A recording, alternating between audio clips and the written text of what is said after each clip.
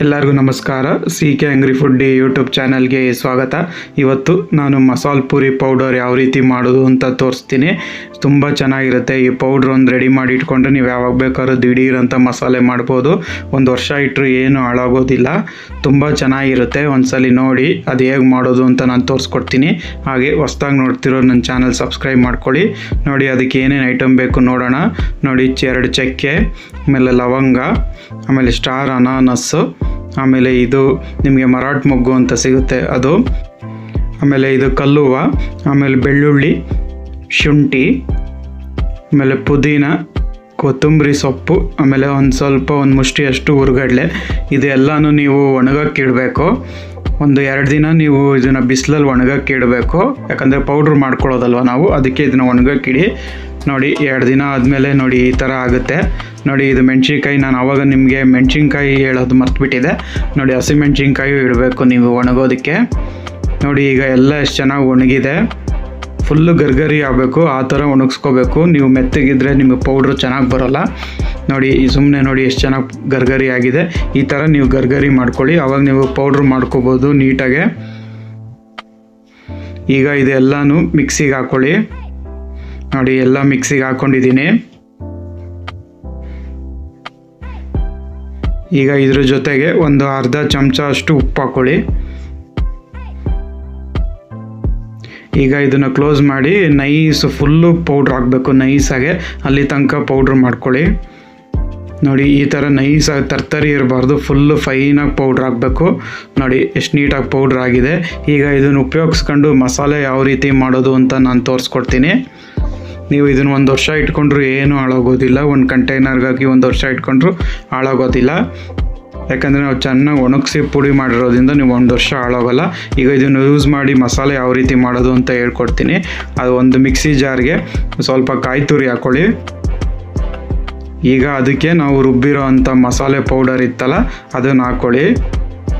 ಬೇರೆ ಯಾವ ಐಟಮು ಹಾಕೋದು ಬೇಡ, ಇಷ್ಟೇ. ನೋಡಿ ಈಗ ಕಾಯಿ ಜೊತೆಗೆ ಒಂದು ಚೂರು ಮಸಾಲೆ ಪೌಡ್ರ್ ಹಾಕ್ಕೊಂಡಿದ್ದೀನಿ. ಈಗ ಇದನ್ನು ಫೈನಾಗೆ ರುಬ್ಕೊಳ್ಳಿ. ಒಂದು ಚೂರು ನೀರು ಹಾಕ್ಕೊಂಡು ನೋಡಿ ಎಷ್ಟು ಚೆನ್ನಾಗಿ ರುಬ್ಬಿದ್ದೀನಿ. ನೋಡಿ ಈ ಥರ ರುಬ್ಕೋಬೇಕು ಅಷ್ಟೇ. ಈಗ ಒಂದು ಬಾಣಲಿ ಇಟ್ಕೊಂಡು ಅದಕ್ಕೆ ಸ್ವಲ್ಪ ಎಣ್ಣೆ ಹಾಕ್ಕೊಳ್ಳಿ.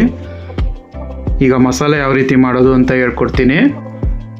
ಈಗ ಅದು ಬಿಸಿ ಆದಮೇಲೆ ರುಬ್ಬಿರೋ ಅಂಥ ಮಸಾಲೆನ ಹಾಕಿ. ದಿಢೀರಂತ ನಿಮಗೆ 5 ನಿಮಿಷದಲ್ಲಿ ಮಸಾಲೆ ರೆಡಿ ಆಗಿಬಿಡುತ್ತೆ, ನೀವು ಪೌಡ್ರ್ ಏನಾದರೂ ಮಾಡಿ ಇಟ್ಕೊಂಡಿದ್ರೆ. ಈಗ ಇದಕ್ಕೆ ಬೇಯಿಸಿರೋ ಅಂಥ ಬಟಾಣಿ ನೀರು, ಈಗ ಇದು ಚೆನ್ನಾಗಿ ಸ್ವಲ್ಪ ಕುದೀಲಿ. ಈಗ ರುಚಿಗೆ ಸ್ವಲ್ಪ ಕಲ್ಲುಪ್ಪು ಹಾಕ್ಕೊಳ್ಳಿ. ಯಾಕಂದರೆ ನಾವು ಪೌಡ್ರ್ ಮಾಡ್ಬೇಕಾದ್ರೆ ಉಪ್ಪು ಹಾಕಿದ್ದೀವಿ, ಇಲ್ಲಿ ಉಪ್ಪು ಹಾಕ್ಬೇಕಾದ್ರೆ ಚೂರು ನೋಡೆ ಹಾಕ್ಕೊಳ್ಳಿ. ಈಗ ಇದು ಚೆನ್ನಾಗಿ ಕುದೀಲಿ.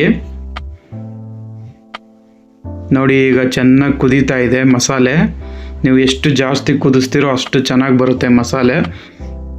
ನೋಡಿ ಮಸಾಲೆ ಈಗ ರೆಡಿಯಾಗಿದೆ, ಪೌಡ್ರಿಂದ ಮಾಡಿರುವಂಥ ಮಸಾಲೆ. ಇದು ಮಾಮೂಲಿ ನೀವು ಮಸಾಲೆ ಪುರಿ ಯಾವ ರೀತಿ ರೆಡಿ ಮಾಡ್ತೀರಾ ಅದೇ ಥರನೇ ತುಂಬ ಚೆನ್ನಾಗಿರುತ್ತೆ. ನೀವು ಒಂದ್ಸರಿ ಮನೇಲಿ ಮಾಡ್ಕೊಳ್ಳಿ. ನೋಡಿ ಪೂರಿ ಜೊತೆಗೆ ಬಟಾಣಿ, ಆಮೇಲೆ ನಾವು ಈಗ ಪೌಡ್ರಿಂದ ತಯಾರಿಸಿರೋಂಥ ಮಸಾಲೆ. ನೋಡಿ ನಿಮಗೆ ಸೇಮ್ ಒರಿಜಿನಲ್ ಯಾವ ರೀತಿ ಮಸಾಲೆ ಬರುತ್ತೋ ಅದೇ ರೀತಿ ಬರುತ್ತೆ ಟೇಸ್ಟು, ಒಂದು ಚೂರು ಚೇಂಜ್ ಆಗೋಲ್ಲ. ರುಚಿಗೆ ಸ್ವಲ್ಪ ಉಪ್ಪು ಹಾಕ್ಕೊಳ್ಳಿ. ಆಮೇಲೆ ಖಾರಕ್ಕೆ ಸ್ವಲ್ಪ ಖಾರದ ಪುಡಿ, ಮಸಾಲೆಯಲ್ಲೇ ಖಾರ ಇರೋದ್ರಿಂದ ಸ್ವಲ್ಪ ಹಾಕ್ಕೊಳ್ಳಿ. ಆಮೇಲೆ ರುಚಿಗೆ ಸ್ವಲ್ಪ ಮೊಸರು. ಆ ಮೊಸರು ಬಿದ್ರೇ ಮಸಾಲೆಗೆ ರುಚಿ ಬರೋದು ಒಂಥರ ತಿನ್ನೋದಕ್ಕೆ. ಆಮೇಲೆ ಸಣ್ಣಗೆ ಹಚ್ಚಿರೋ ಅಂಥ ಈರುಳ್ಳಿ, ಕೊತ್ತಂಬರಿ ಸೊಪ್ಪು, ಆಮೇಲೆ ಒಂದು ಸ್ವಲ್ಪ ಟೊಮೆಟೊ, ಹುಳಿಗೆ ಒಂದು ಚೂರು ನಿಂಬೆಹಣ್ಣು. ಇದು ಆಪ್ಷನಲ್ಲು, ಬೇಕಾದರೆ ಹಿಂಡ್ಕೊಳ್ಳಿ, ಇಲ್ಲಾಂದರೆ ಸ್ಕಿಪ್ ಮಾಡ್ಕೊಳ್ಳಿ. ಆಮೇಲೆ ಸೇವು, ಆಮೇಲೆ ಸ್ವಲ್ಪ ಬೂಂದಿ, ಕೊನೆಗೆ ಸ್ವಲ್ಪ ಕ್ಯಾರೆಟ್. ನೋಡಿ ಈ ಮಸಾಲೆ ಪುರಿ ಈಗ ರೆಡಿಯಾಗಿದೆ. ತುಂಬ ಚೆನ್ನಾಗಿರುತ್ತೆ. ನೀವು ಪೌಡ್ರ್ ರೆಡಿ ಮಾಡಿ ಇಟ್ಕೊಳ್ಳಿ, 1 ವರ್ಷ ಆದರೂ ಹಾಳಾಗೋದಿಲ್ಲ. ಹೇಗಿದೆ ಅಂತ ತಿಳಿಸಿ. Thank you.